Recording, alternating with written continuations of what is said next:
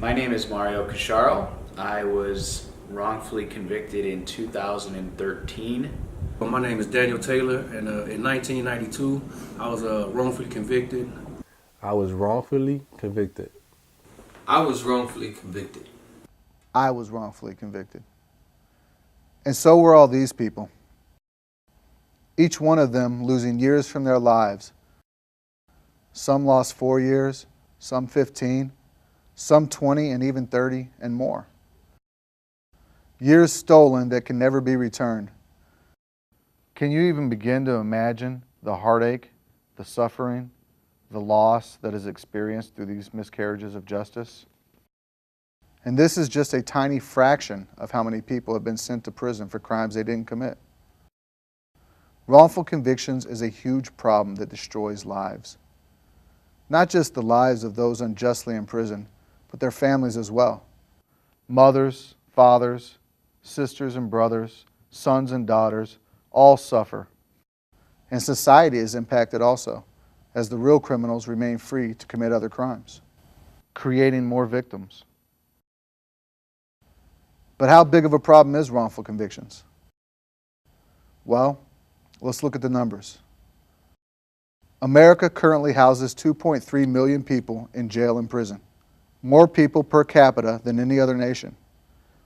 If just 1% of that is wrong, that's 23,000 innocent people in prison. Imagine an arena full of people, all those faces. Now imagine that many people in prison for crimes they didn't commit. That's a lot of people. But it's speculated that the margin of error is actually 8 to 10%. So instead of one arena, imagine 8 or 10 arenas full of people, all innocent and in prison. That's 184,000 to 230,000 innocent lives sitting in prison. That's a huge problem. But what do everyday people know about this issue? We asked some of them. I think there's like cases that I've seen just on shows or whatever where it's like 30 or 40 years passed by and this man who was convicted for something he didn't even do was proven innocent. That is just, for me, that just like sucks the life out of me to even empathize with a man or a woman in that position. Self-explanatory, it's a wrongful conviction. I mean, that's all I can say. I can't say I know somebody firsthand, but I know it goes on because the neighborhood I'm from, the shit goes on all the time. You know what I'm saying? Like, I done been almost wrongfully convicted. I can't say I have, so I mean, it's just self-explanatory, man. It's a wrongful conviction. I think that's one of them things where whoever do it, man, like, you just can't be coerced, you know what I'm saying? Like, you gotta stand up and have a fucking backbone, man. I mean, you know they're trying to tell you to say something that you didn't do or say something that's false. Have a fucking backbone, man. I think it's very interesting because I feel like just living authentically, how can you confess to something that you didn't do? False confessions are easy to get. If you work on somebody long enough and hard enough, they'll say anything to make it quit.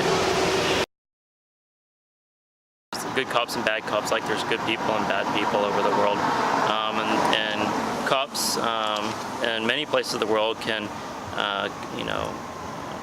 harm someone just because of hate crimes and things like that. So I think it's definitely possible, and we have lots of evidence of that occurring around our country as well as other countries around the world. So I think it's definitely something that occurs and something that's wrong that shouldn't be happening. I think we don't really have a good system for holding those folks accountable. When prosecutors are elected, they have incentives to look really tough and be really tough. And I think it's really easy for the public just to think well, if I've never been accused of a crime, so if somebody's accused, they probably did something wrong, and it's easy for them to not have sympathy or empathy for those folks who get caught up, and they think, oh, I think the police and the prosecutors should be really hard on people. And that really creates a set of perverse incentives that are really bad. They only get slapped on the wrist. If they would get punished more severely, it wouldn't happen the way it happened. You know what I'm saying? Like, first of all, they should be convicted. of a crime when it's an actual crime and not just saying where he acted in self-defense. Like, nah, that's a crime. So that should be convicted to the fullest extent of the law, point blank period. And that shit, a lot of that shit will stop. But the main thing is, you got the police policing the police. Like, that's the first problem. Of course they're not gonna tell on their own brother. Well, I lived in a city actually in East Tennessee for several years, and the police brutality and misconduct there was so atrocious and high, and we saw it every day. And I don't feel like the police in that particular county were held accountable to the point that they needed to be. Absolutely. Absolutely. There should always be accountability when people purposely railroad anyone. And the people who supposed to hold people accountable fuck around and be the biggest fucking criminals in the first place. You know what I'm saying? It's like, it's a shit show.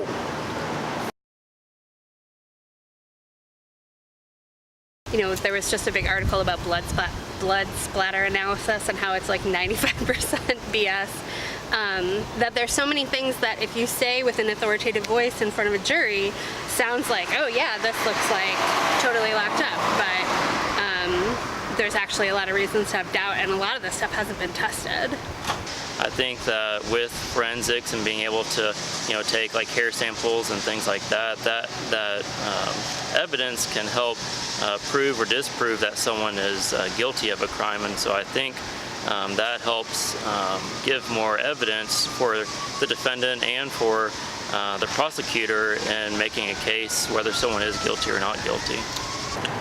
They vital, but if they tell you to hide the report, then your forensics don't mean shit.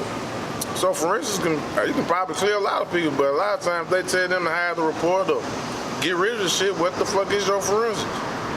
You know what I'm saying? They seem to help quite a bit, especially with the new DNA discoveries and things, the advances, I guess I should say. DNA is a positive way to identify the perpetrators in a lot of crimes, whether it be rape or burglary. If they leave a DNA, sweat, hair, skin samples anywhere on the job, or anywhere on the crime, I should say, then it's positive identification. There's no way of getting around that.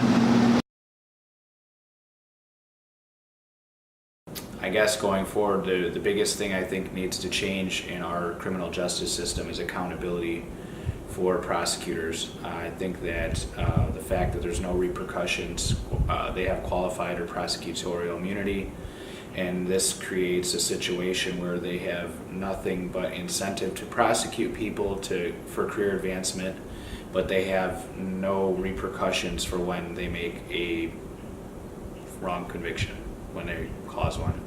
And it's a systemic problem, and I believe that until that issue is addressed, wrongful convictions will continue to happen. One of the things I do want to touch on is how the system is really messing up a lot of people's lives by sending them to prison for something they didn't do. It's taking a lot. A lot of things I have to let go because my age won't allow me to experience them. But one thing I do want to touch on again is the fact that this shouldn't happen. One wrongful conviction is too many. These are not fast cases. Once somebody's convicted, it takes an extremely long time to undo that. There's inertia, and everybody wants to move on to the next thing. So most of these cases take, I don't know, I'm guessing 10 years or longer. 10 years is kind of from conviction. And that's not necessarily when we get involved in the case, but yeah, once we get involved in the case, it usually takes at least a few years, if most of the time a lot longer. One area that I'm particularly interested in is forensic science, because forensic science, as most people know, is very important to cases, but it's not like on television. There's not always forensic science in a case, and sometimes I think jurors can give too much weight to scientists' testimony because the science might not be reliable, or the scientist might not understand it or might exaggerate it, and that's very dangerous. one of the challenges about being an attorney in this field is that science progresses more quickly than the law responds to it. So this is something that I think it's important for people to be educated about. Why would anyone confess to a crime they didn't commit? Especially a crime like murder, which could land them on death row or send them to prison for the rest of their lives.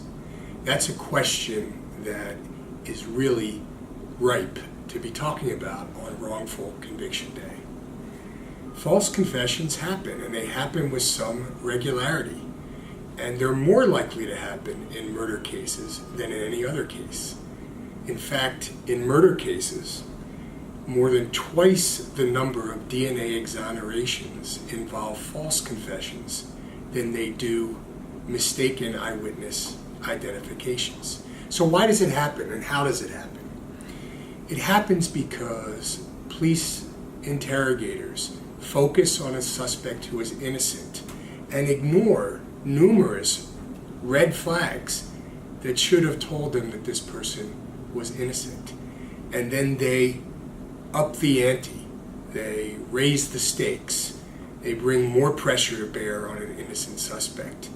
And every person, me, you, people of normal intelligence, people of subnormal intelligence, old, young, is vulnerable when police officers turn up the heat.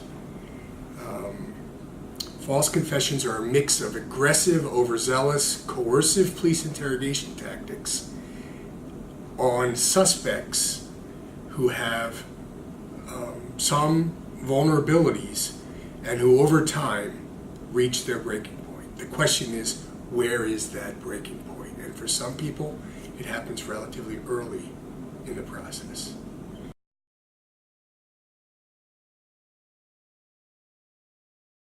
So we're here with Christina Brazil, and she's going to tell us about her brother, Adam, and his ordeal here in Tennessee. Thanks for having me, Jason. I really appreciate it. Absolutely. Very nervous right now, but I just want to thank you for giving me the opportunity to help bring awareness to my brother's case. As you very well know, you've been through it, and I think we're like a worldwide family now, is what I've been saying. So any help we can get, I really, really appreciate it. Absolutely. I'm happy to help, and I'm happy to try to get your brother's story out there. So your brother has an interesting case. First, why don't you tell us about the county you're from and what was the crime itself? Okay, we're from Grundy County, Tennessee. It's about an hour and a half from here. The town is about 13,000 people, and we're actually from the valley, and there's about 1,000 people in Pelham Valley. Most people do live on the mountain there. So I will refer a lot to the mountain, and that's what that means. We grew up there. It's beautiful, this beautiful town, lots of outdoors activities, swimming and riding four-wheelers. He was always into riding four-wheelers. I moved away, though, when this all happened. I was already out of the town, and I wasn't planning on moving back anytime soon, but a man was murdered, and his name was Malcolm, and he had been taken outside of his home and been beaten to death. And in that home also his sister lived, Rebecca Hill. She and her son was staying there with him at the time. And so I guess what they said happened was she was beaten with something, and then her son had come out and heard her screaming and to save her. But the man that had been taken out to be murdered outside of his house, they said that he was, like I said, beaten. So these were two different crime scenes, and there was two bloody crime scenes. Well, you know, when all this was out, you know, I was, of course, everybody was freaking out because Adam had been riding with some people that weekend, a four-wheeler riding. So he was around a bunch of people. He was around, you know, even an adult at the time. The mother, that's the house he was staying at. And so when they come back from a ride, the mother had told him that this man had been murdered, and they were looking for him. And of course, he thought this was all going to go away. So because was there just the one murder? Or, I mean, did the woman survive the she beating? did survive. Could she not identify the people that attacked her? Yes, she ended up identifying about 11 days after she got out of the hospital. Kurt, the son, was shown a picture first. Then he identified Adam at the jail. The sheriff had some pictures, and the first picture he was shown was Adam's. So of course he tells his mother, and his mother goes and identifies him as well. So they stacked the deck. Yeah. But there was no evidence of there was no blood on him or No. in the car or anything like that. No, all the evidence came back. He was, of course, his car. They took his hat, took my dad's golf clubs that we never did get back. They took his shoes, everything. Nothing came back that had any kind of blood or DNA evidence other than himself. Right. They also took the victim's car, and of course there was none of Adam's in there. There was no DNA in the house where the lady was beaten, even on the fire extinguisher, which Kurt Braden said was thrown at him. There was no DNA, nothing matched Adam's. So that's interesting. So there's a crime scene, two crime scenes where people were bludgeoned and beaten. And I'm assuming there was blood all over the place. You would think, I mean, to the logical thinker, you would think without any of this evidence, clearly this person could not have committed this crime. If there's no evidence tying him to, to the crime scene, the bodies, anything.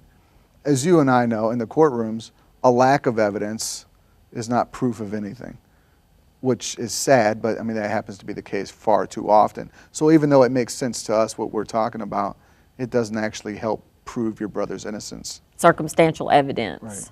is all that there was. But when someone is shown a picture and someone says, "Is this him?" You can't take that back. Right. That's stuck in their head, no matter if they wanted to change their minds or not. But they didn't want to change their minds, because after Adam's conviction is when we started finding out everything. When Adam was convicted, I went to work, and that's when I found out everything. And you mean by you went to work, you mean? I'm working to exonerate my brother. So you went and started investigating Yes. things? Okay. Well, as much as I could, Right. advocating for him, having rallies and social media. Oh my gosh, if it wasn't for social media, I don't know. I mean, I was following people like Ryan Ferguson, Amanda Knox, what are they doing? What are they doing? And then they get people that have been getting out, and Marty Tankliff and I could go on, Jeffrey, and then here comes Anthony, and then you, and all these people. So, I've become like part of this family. It gives me hope, because I know all you guys have been through this. And I remember the first time I met Anthony, it was like, I touched a real, exoneree. Right. It's hopeful. And then I've met so many more people, I'm grateful to him because of him I met you in Memphis. Right. And I remember us talking. I have my bracelet on. It says Adam Strong. Right. It's just our hashtag Adam Strong. And people were saying, "Do you know Jason Strong? He lives in Tennessee." And I was like, "No." And then we got to meet you. So here I am. But Well, hopefully doing this will help your brother. I Yeah. mean, that's part of it, at least, to get more people to know about it and think about it and to understand what some of the problems are, especially in Grundy County. What stage are you at where the court's seeing it now? right now we have the habeas. So you're at in the federal court? Okay. But first, the federal court, the judge has stayed, I guess is how you say it, until we have. You run through the some- state court. Yes. Right. You He's got to got give them some- a chance to hear the evidence. Yes. So we have the newly discovered evidence back to the state level. Okay, so with that, the judge that actually, and I haven't discussed this yet, the judge that appealed his post-conviction is the same judge that's going to be hearing this again. Okay. And that's something I wanted to talk about. How many people, a lot of people that's been wrongly convicted. How many people do you know that's won their post-conviction that was let out was told on Christmas Day that their conviction was overturned and their sentence was vacated, but was told on Christmas Day that, and came home and then put back in prison for an unlawful release. The state appealed it and won on an unlawful release. No factual evidence. Yeah, that's interesting to me. So a judge clearly saw that there was, something wrong with this case, vacated the conviction. Adam was allowed to come home. Everybody's joyous, I can imagine.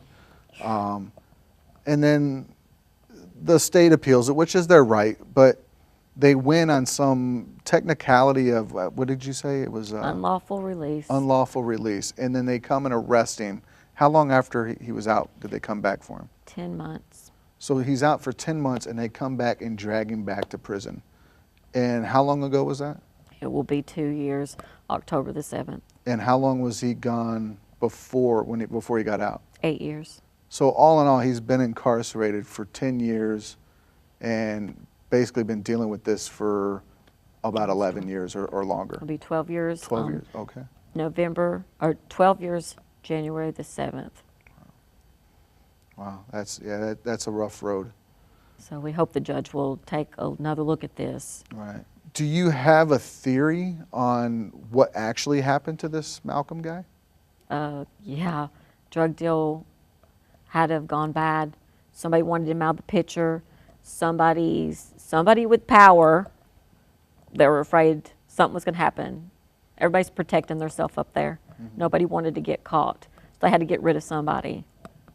I don't know exactly who all they are. I don't know how high it goes, but it's high. It's bad. Yeah, so that's a lot of freaking crazy, deep shit. I mean, we can't even encapsulate all this into this time frame. But no. So, all right. So your theory is that this was some kind of somebody that wanted him out of the picture, or it was a drug deal going wrong, or something. Is there any alternative suspects? I mean, did they even look at anybody else? Is there evidence that links to anybody else? Yes, there is lots of evidence that links to lots of people. Were they ever suspects or talked to? No. I had a guy testify, Philip Clay, not until the post-conviction appeal, which is probably one of the reasons also Adam got out. He was in a car with this girl and a guy. They were boyfriend and girlfriend, and they were fighting. They were doing drugs or whatever. And this guy didn't really want to testify because he knew he would probably get in trouble because, they were into drugs. He testified and said that she and he got in a fight and said, if you don't shut up, I'm going to have my daddy kill you like he did Malcolm. And he goes, shut up. No, like he did Malcolm. So that's what he testified to. Nobody ever looked at that. I had these statements after, Adam was sentenced and everything. Nobody ever did anything with him until now. Kirk Braden was obviously one of the number one suspects. I would have thought, let me tell you why. Did not know this because nobody knew this, but Kirk Braden had an arrest record come up later. He was actually charged with assaulting his mother, Becky, which was in the house at the time that was assaulted that night, but it never came out. We couldn't find this anywhere. It's nowhere, but DK found this in the Herald paper, which is our Grundy County paper. He found it in the archives. It was like it was hidden. Well, is there a reason that somebody would protect that particular person? I have no idea. idea. Did he have like an important role in some kind of business or something? I think so. I don't know what his part in this is, but he either knows something or definitely was part of it. But he's just as guilty as they all are if he's not saying something. I don't know what his role is in it, though, honestly. But was there something to do with fingerprints on him, or? He was the last one to pick up the bat. That was something that was the evidence that they'd picked up, a bat that was broken in two. And he picked it up and put it in the basket, he said. So there is his hands on the bat. That's his fingerprints. But nobody ever did anything with him because they turned him into a victim immediately instead of a suspect. So they didn't ever look at it. Do they all have a connection to each other? I mean, do they all know each other or work in the same circles, or? Well, they all are from the mountain. They all have a history of drug use or drug, dealings of some sorts. But they don't have any connection to my brother. He's from the Valley. He never was in any trouble. He had a job. He worked at UPS. He didn't need money. He didn't, I mean. Right. But so these people all Yeah. ran in the same circle. Yes. I mean, so tell us a little bit more about Adam. Adam was already, you know, a lot of people don't want me to bring this up. I don't really care. He was already a Christian man. He was like one of those people that went to church. That doesn't make you a Christian. He was one of those people, though, that truly tried to live, you know, like God wanted him to. And so he was already like that. But when he went in prison, instead of it making him angry and hate and doing all these things, it made him stronger and more faithful Christian man. So not only has he grown stronger for his family, he's helped so many people since he's been in there. He's the one that's kept me going because of him and how strong he is. Do we, can we Sorry. get some tissue? Yeah. No, you're fine. Thank you. Thanks. But, I mean, I was strong. I was strong for 8 years. I did so good. I did everything I possibly could. But when they put him back in prison, something happened to me, and I just, you know, I did everything I could, and then it's like everything I did was almost in vain. It didn't matter. And nothing mattered anymore. I mean, you are being strong, though, but strength comes from all of us, right? So, Yes. like, when I was inside, you know, there was times when I had weakness, and I had to have my mom and my grandmother be my source of strength. And there were times that they were weak, and I had to be their source of strength. So we help each other in those. So having the family together in this fight is a key thing, a key component. And that's going to help Adam in the long run, because he's going to see that you're out here helping him and other family members are helping and people care. And so that when he has those moments of weakness, he knows that you guys are being strong for him. And when you're having your moments, he'll be strong for you. A couple things real quick. He's helped me when I get really weak or if I get mad. A couple things he's told me is don't worry about what everybody's doing wrong. Just make sure you're doing right. That looks like it's been through some stuff. It's torn up. Yeah. But I keep it, obviously. He's got another one, but he can go right to and tell you anything. You know, like he don't just talk. You know, he reads his Right. Bible and he can show you and tell you. You know, and that's one of the. He's sincere in his following. Very sincere. Thanks for this opportunity. I think it's Absolutely. helping Are me. you kidding? It's definitely going to help me get back. Right, and you know, you have a positive in one way, and that's that there was already a judge that saw something in your brother's case and let him go the first time. Yes. And just because there was a technicality or the prosecutor wanted to keep going or whatever, doesn't mean that there's not another judge that's going to see the same issues and say this guy shouldn't be in prison. Right. So I believe you're right. I mean, I do. If Judge Angel, for some reason, has to pass it, the federal judge caller already said he's waiting. There He's you waiting. Go. There you go. You know, yeah, so- I didn't get relief until I got to federal courts. Really? So I've heard that's that how a it lot, happens. yeah. But There's two so more things, is too. there are there any petitions or anything going on right now for that people could take part in and sign or anything on Adam's behalf? We actually asking, not really anything online, but if you go to Fear the Hills, Adam Brazil case, follow that, because that's where the investigation really started and it opened up. What is that? Is that like on Facebook or It Instagram? is on Facebook and it's on Instagram and Twitter. Okay. You can follow me on Twitter. I Right. am Adam's sister. So it's just an account then? But it is. Okay, okay. And but it's got documents there that Okay. you can look at. There is a website, www.freeadambrazil.org. Mm-hmm. It's been updated. There's a lot of transcripts and all the paperwork and stuff that people can go to there and get it. Right. So I think that will be about it. We'll Got two more wrap it up and things. say thank you Okay. for coming in and doing this with me. And Thank you. I hope that it helps, and I hope that, you know, one day in the near future, Adam will be home again. I do too. Thank you so much, Jason. I appreciate Absolutely. everything.